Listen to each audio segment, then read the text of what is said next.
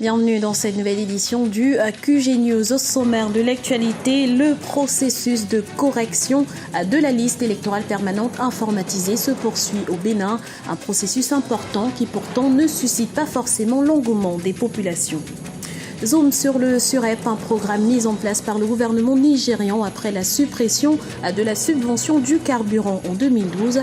Il vise à encourager l'entrepreneuriat des jeunes. Et puis, le rideau est tombé ce dimanche sur l'éco-carnaval de Malabo en Guinée équatoriale, un des événements les plus populaires de la ville et qui tente à sensibiliser la population au respect de l'environnement. Au Bénin, le processus de correction de la liste électorale permanente informatisée suit son cours. Officiellement annoncée pour le 10 novembre 2014, la phase d'enregistrement complémentaire des citoyens et de l'affichage de la liste provisoire des électeurs potentiels a démarré ce vendredi 14 novembre. Reportage de Chirali Ouattawema, notre correspondante au Bénin. Au Bénin, le processus d'appurement de la liste électorale permanente informatisée amorce une nouvelle étape. Depuis ce vendredi 14 novembre 2014, la liste provisoire des électeurs potentiels issus de l'audit participatif est affichée. Dans ce centre situé à Godomé-Togudo, au sud-ouest de Cotonou, l'enregistrement biométrique qui consiste en la collecte de données comme la taille, le teint, la couleur des yeux entre autres, n'a pas encore démarré. Nous avons en face de nous deux équipes. Il y a une équipe locale d'actualisation qui est chargée d'afficher les listes et de prendre d'éventuelles erreurs sur ce que les citoyens auraient constaté. Et une seconde équipe qui est chargée de l'enregistrement complémentaire proprement dit. C'est-à-dire c'est seulement qu'actuellement nous n'avons pas encore la seconde équipe à notre disposition. Au dire des responsables du centre, environ une vingtaine de personnes viennent s'enquérir de leur situation. Si certains citoyens se réjouissent d'ores et déjà de la présence de leur nom sur les listes, la situation s'avère plus complexe pour d'autres. En effet, quelques réclamations sont survenues au lendemain de l'audit participatif. Données personnelles insuffisantes, absence de nom dans la base de données de 2011. Les agents recensés sont venus leur poser le problème que c'est comme ça. J'ai été enregistré, mais je n'ai pas retrouvé mon nom sur la liste. Donc je suis venu encore poser une fois le problème pour voir quelle démarche prendre pour pouvoir retrouver ma liste. Les listes sont sorties, ils ont dit de venir contrôler si les noms sont sortis ou pas. Mais moi je viens de contrôler mon nom et j'ai vu. Et presque pour toute ma maison aussi. Quelques jours après le démarrage effectif de cette étape cruciale dans la mise à jour du fichier électoral, ce n'est pas la grande affluence comme on le constate dans cet autre centre situé à Godomé. Pour les agents recenseurs, l'absence des kits d'enregistrement de données biométriques émousse la motivation des populations à se rendre dans les différents centres. Il faut rappeler que cette phase d'enregistrement complémentaire va durer 10 jours. Le procès de l'ancien président ivoirien Laurent Gbagbo s'ouvrira le 7 juillet 2015. La Cour pénale internationale l'a annoncé ce lundi. Emprisonné depuis 3 ans à La Haye, il sera le premier ancien chef d'État à être jugé par ce tribunal. Après avoir douté de la solidité du dossier de l'accusation, les juges ont finalement confirmé en juin 4 charges de crimes contre l'humanité à l'encontre de Laurent Gbagbo. On écoute la réaction d'Alafé Ouakili, directeur de l'intelligence d'Abidjan. Bon, ça ne change pas grand-chose. Et le débat, on verra qui va gagner. Cette lutte-là, c'est que les uns estiment que tout ce qui a été fait jusqu'à présent pour le libérer n'a pas réussi et qu'il faut changer de méthode. D'autres disent non, ça réussira. Il faut continuer à mettre la même pression. Donc, voilà le débat et effectivement, le Congrès sera une occasion pour clarifier tout ça. Ils ont survécu au virus Ebola, d'autres ont perdu un proche. Aujourd'hui, tous tentent tant bien que mal de se reconstruire. Un pari difficile pour les aider à y parvenir. Un programme d'aide a été mis en place et ils sont plus d'1 million à ce jour à en avoir bénéficié. Ipra Radinjai. La solidarité s'organise en Sierra Leone pour venir en aide à la population face au virus Ebola. Ils sont survivants de la maladie ou ont perdu des proches. Aujourd'hui, ils tentent de prendre un nouveau départ. Certains d'entre eux sont passés très près de la mort. Ils étaient effectivement en mauvais état. Alors, nous avons fait tout ce que nous pouvions. Nous les avons réhydratés, nous leur avons donné un soutien social et aujourd'hui, ils sont guéris du virus Ebola. L'aide du programme alimentaire mondial commence au centre de traitement lorsque les patients sont admis à l'hôpital.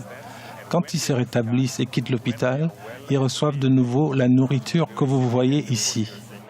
Plus d'1 300 000 personnes ont déjà reçu une aide du programme alimentaire mondial et la plupart d'entre eux ont perdu des proches.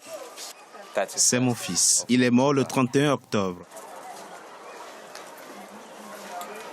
Et voici ma femme, Kariatou Kabou, ma femme qui est morte le 8 octobre, victime d'Ebola.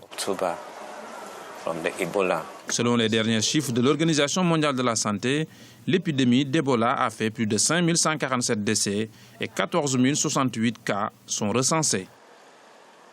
Jamais la tension n'a été aussi forte au sein du Parlement sud-africain depuis 20 ans. Des heurts ont éclaté au sein de l'hémicycle après un débat houleux sur le financement de la résidence privée du chef de l'État Jacob Zuma. Un membre de l'opposition a essayé de prendre la parole, ce qui lui a été refusé par la présidente de l'Assemblée. Un refus qui a alors déclenché la colère de l'opposition. Pour tenter de trouver une solution à cette crise, une rencontre est prévue ce mardi entre le vice-président Cyril Ramaphosa et l'opposition.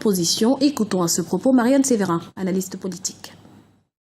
Il est tout à fait dans son rôle puisqu'il est le responsable de ce qu'on appelle les affaires du gouvernement. Donc, Cyril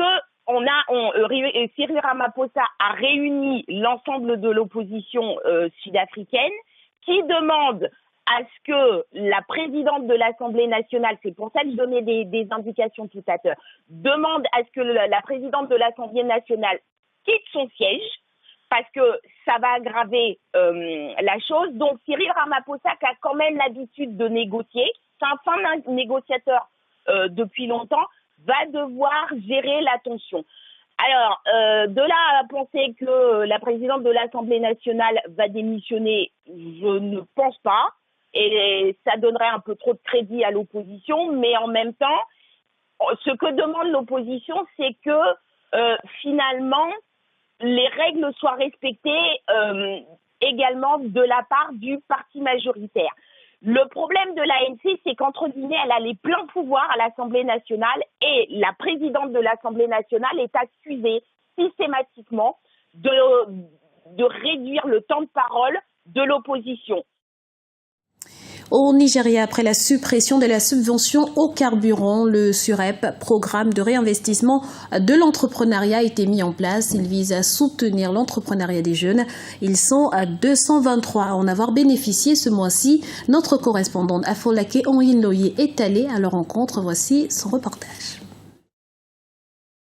Le programme de réinvestissement et l'entrepreneuriat SUEPI soutient la formation des jeunes diplômés nigériens en matière d'emploi.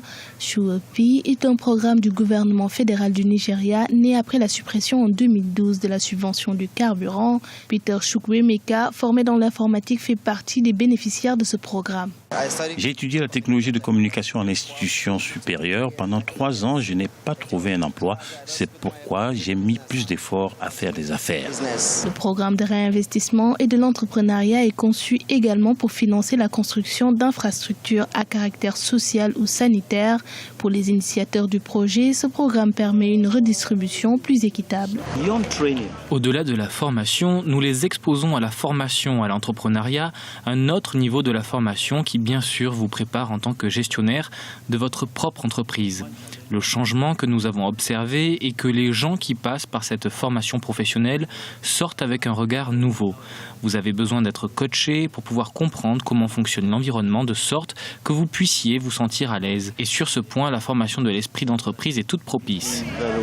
Pour le mois de novembre, 223 nouveaux jeunes ont achevé leur formation à Abuja, la capitale nigériane. Dans le domaine de la santé, par exemple, plus de 4600 agents ont été recrutés depuis sa création. C'est l'un des événements culturels majeurs de la ville de Malabo, en Guinée équatoriale. Il s'agit de l'éco-carnaval qui a eu lieu ces samedis et dimanches, organisé conjointement par l'Institut culturel français de Malabo, la mairie et d'autres entreprises. L'événement vise à sensibiliser les populations au respect de l'environnement. Asuncion Chamaïene. La protection de l'environnement est un préalable pour protéger la nature et l'écosystème. C'est dans ce sens que l'Institut français de Malabo, en partenariat avec d'autres organisations, célèbre chaque année l'éco-carnaval. 2014 ayant été décrétée Année internationale de l'agriculture familiale par les Nations Unies, cette édition de l'éco-carnaval avait pour thème « Cultivons notre jardin ». À cette occasion, les acteurs de cet événement culturel ont sensibilisé et informé à la population équato-guinéenne sur l'importance comment doivent protéger l'environnement. Tout le travail dans les écoles pour les sensibiliser est très important. Et donc c'est à ce moment-là, lors des ateliers, que nous on arrive à faire véhiculer notre message écologique, c'est-à-dire respectons notre planète. Plus de 500 personnes de différentes origines sociales ont participé ce week-end à cette fête pour animer ce grand défilé de l'éco-carnaval depuis le quartier Semo jusqu'à la place de Waiso, dans un même mouvement de rythme traditionnel équato-guinéen. C'est moi qui organise plus ou moins le mouvement scénique sur le terrain. Je montre la forme d'où doivent danser les géants que vous avez en face de vous. C'est moi qui me charge de tout ce travail pour lui donner la forme et du sens. C'est moi qui ai créé tous les accessoires que vous avez vus. Des masques, des chapeaux et les vêtements que porte la reine de l'éco-carnaval. Tous les accessoires ont été fabriqués avec des matériaux recyclés, papier, carton et boîtes. Le projet de l'éco-carnaval impulsé en 2012 sous la forme d'un concours de ramassage de déchets est devenu l'un des événements culturels majeurs de la ville de Malabo. À travers de sa programmation artistique et ses ateliers, l'éco-carnaval est un festival participatif qui invite petits et grands à une réflexion sur des questions éco-citoyennes. C'était le journal de la rédaction. Nous vous remercions pour votre fidélité. Dans un instant, une nouvelle édition du QG News sur Africa 24.